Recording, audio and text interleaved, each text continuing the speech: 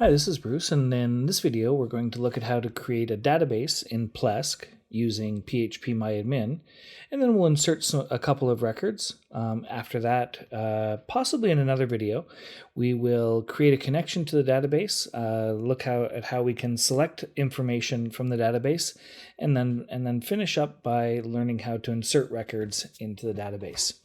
So I'm going to flip over here to log into my Plesk. Okay, so here I'm logged into my Plesk, and if I go into my domains and then click on my domain, and I can see here I'm in the Plesk admin module. So what I want to do is I want to create a database. And you can see I've already got one here, but we'll create a new one. And so I'm going to give it a name. I'm going to keep the prefix there, Norton B. And demo, I'm going to call it DemoDB. Obviously, you can call yours whatever you want. I'm going to link it to the site, not that I have to do that. I'm going to create my username as being the same as the other one. I'm just going to copy that down here. And then I'm going to generate a password so that we can log into the database. So now you can see I've got my demo database here. And I'm going to click on phpMyAdmin. And in phpMyAdmin, I believe you are already familiar with this. We can see here we can create a new table. So my table name is going to be demo. And we'll use 4 columns, that's fine. And I'm going to create. And we'll use the demo ID, one of the rare times I actually use ID. And we want to set this up to be the primary key. So we're going to have it auto increment. All right, so auto increment right here. And it's going to be an integer. After that, what we'll do is we'll collect, I guess, name and email and favorite TV show. How's that? So name,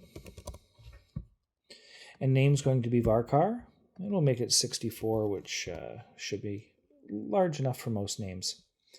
After that, we're going to do email, and again, will be a varchar, and we'll make this 128 just in case somebody has a crazy long email, and then TV show.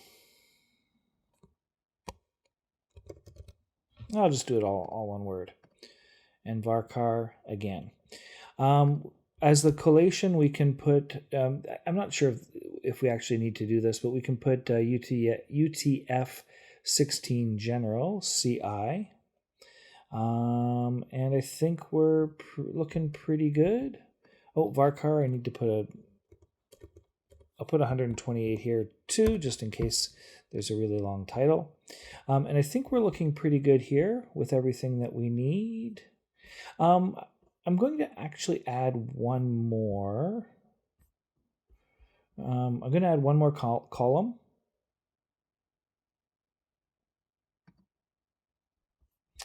And I'm going to make this a timestamp, just so we can see when people are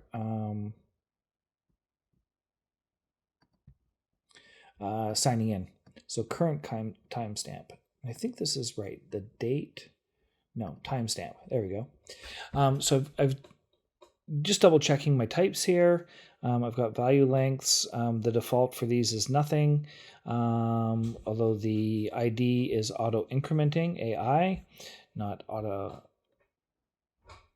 artificial intelligence. And then here we've got the timestamp. So I'm going to click save, and it should create the database. So now to see if that's working properly, I mean, it looks good here. Let's go ahead and see if we can't insert some information. So I'm going to come up here to the menu at the top and select Insert. The demo ID, we don't have to put anything here because that's going to auto increment. My name is Bruce Norton, and my email is nortonb And my favorite TV show recently, I don't know, I'll put Game of Thrones. Except for the last 2 seasons, of course. Current timestamp, so this is going to default with the current timestamp. And if I wanted to, I could put some more records here, but just one for now is good. I'm going to click OK. And now if we go back and browse, right, we can see that in the database, we've got 1 record. Let's add 1 more, just so that we can have some 2. So we can have 2 records. So I'll add Peter.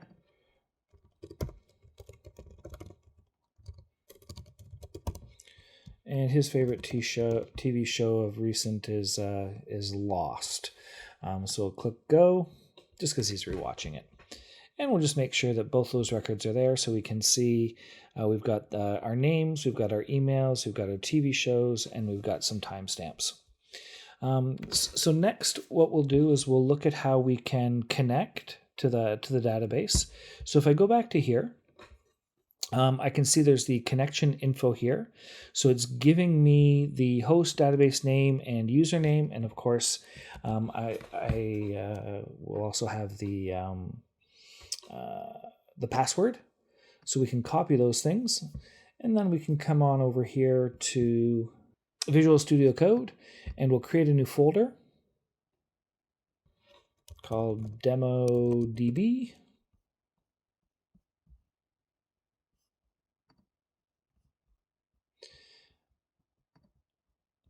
And then the way I'm going to set it up, kind of the way you see it here, is the PHP files are going to reside in a folder called app, and then CSS, JS, and obviously the index files will be in there. So let's go ahead and create a folder called app for application. And let's create a file called index.html. And then inside the app, we're going to create another folder called includes.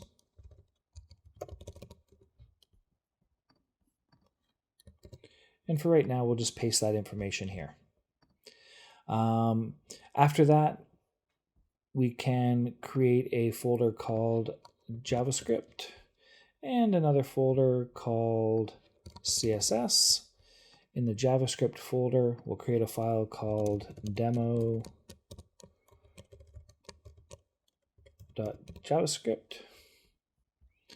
And in here, we'll create another file called demo.css. Okay, so let's go ahead and see if we can make that connection. So here's the information that we copied from Plesk. So we've got our host. So why don't we go ahead and we'll start our PHP file. So we'll start it off obviously by doing, I should go into the English keyboard. That'll be easier. Okay.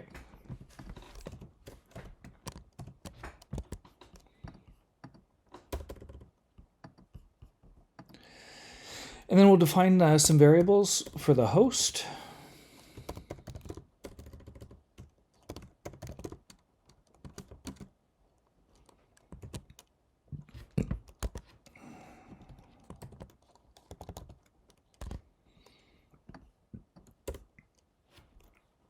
And then the database name.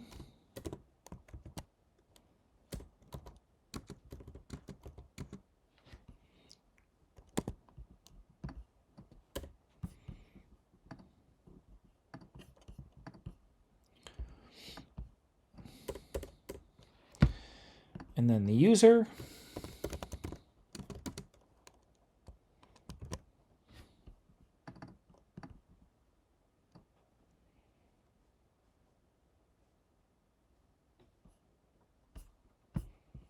Is that the user I put? Oh yeah, user Norton B. And I'm going to grab the password, which of course I will change later. And now we're going to use procedural programming rather than object-oriented programming, just because it's a little easier to start. So let me just go MySQL MySQLi. There we go, database connection. And if we come down here to this tutorial Republic, I find this was a good one, maybe to get you started to understand what's going on. So you can see here we've got the procedural way, like as I was saying, but they also have the MySQLi way, as well as if you're using PHP data objects. So we'll copy this. And we can paste that. And then we're going to replace the host name with just host, or with the variable.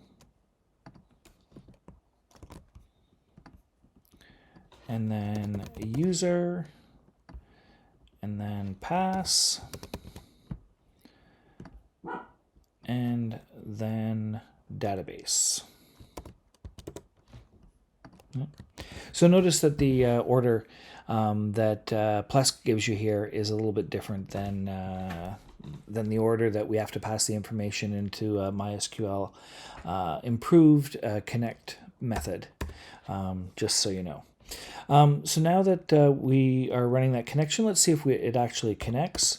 So first of all, we'll test to see if it doesn't connect.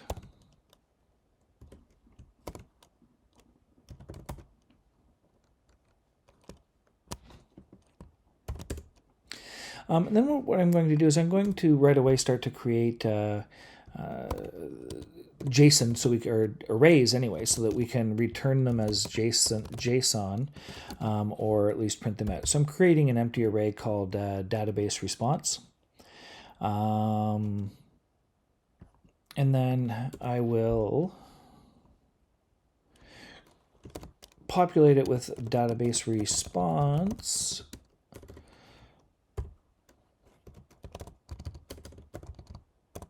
success equals not set, just so we'll know if this particular element's not set.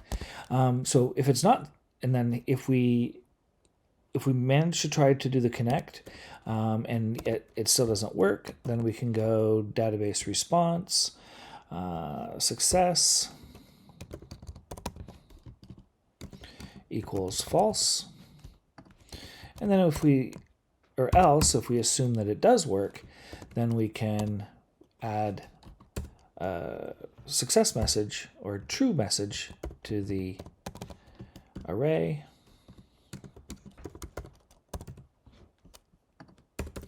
And then let's just echo that out. Obviously, for the final, we don't want it interfering with the real JSON that we're getting, so we would get rid of this or comment it out a little bit later. So we're going to use JSON encode, and then we're going to pass in the database response array.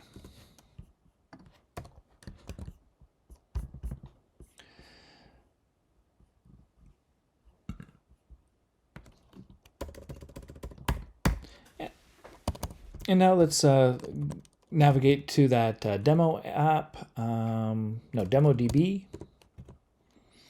And then I had it as an app.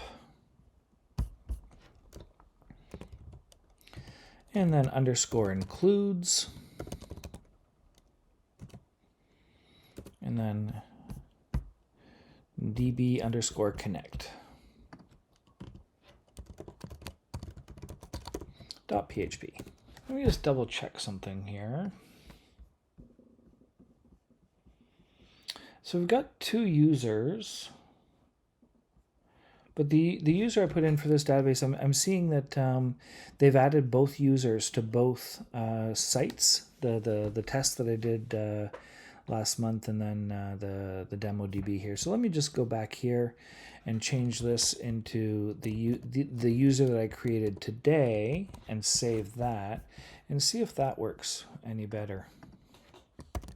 Oh, yes, it does. So now we're getting true. So I've set up a little bit more than I needed to today, just in terms of getting started with my site. Well, I didn't put the CSS in the right folder, but you can see we've managed to log into Plesk, created a database, and then connected to our database using PHP myadmin. And then we've created a table, and in that table we've added 2 records. After that, we created a script for connecting to the database. So now that our database is going to be available to us, we just have to include or require this in the other files, the other PHP files where we want to connect. And as you might suspect, we're going to be outputting all the data as JSON. I hope this helps.